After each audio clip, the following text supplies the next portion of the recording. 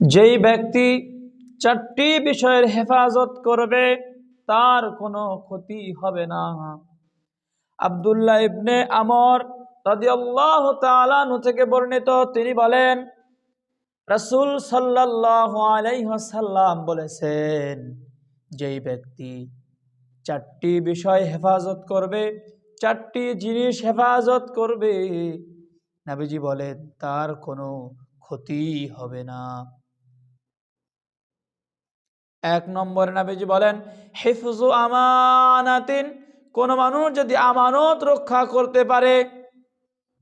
দুই নম্বরে অসিদকু হাদিসিন, যদি কথা বলার সময় যদি মিথ্যা পরিহার করে চলতে পারে, মিথ্যা থেকে যদি দূরে থাকতে পারে।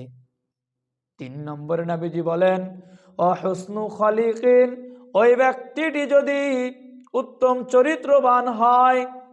বিশ্বনবী মুহাম্মদুর রাসূলুল্লাহ, সকলে বলি সাল্লাল্লাহু আলাইহি ওয়াসাল্লামের দেখানো পথ, দেখানো মত যদি আল্লাহর কোরআন আর নবীজির সুন্নাহ মোতাবেক যদি জীবন পরিচালনা করতে পারে।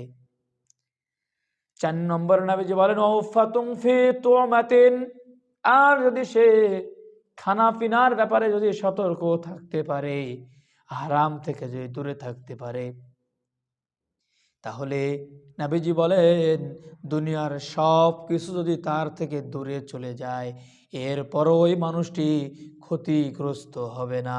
জোরে বলি সুবহানাল্লাহ। হাদিস থেকে বোঝা গেল যে চারটি বিষয় হেফাজত করতে হবে। এক নম্বরে নবীজি বলেছেন হিফজু আমানাতিন, আমানত রক্ষা করতে হবে।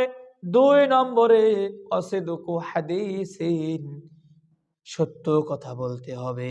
তিন নম্বরে ওয়াহসনু খলিকিন, নবীজি বলেন যারা উত্তম চরিত্রবান হবে। ওয়াফাতুন ফি তুমাতিন, নবীজি বলেন যারা খানা পিনার ব্যাপারে, খাদ্য খাওয়ার ব্যাপারে যারা সতর্ক থাকবে, তাদের কোনো ক্ষতি হবে না। জোরে বলি সুবহানাল্লাহ। তার মানে হারাম থেকে যারা দূরে থাকবে তাদের জন্যই রয়েছে সফলতা। সুবহানাল্লাহ।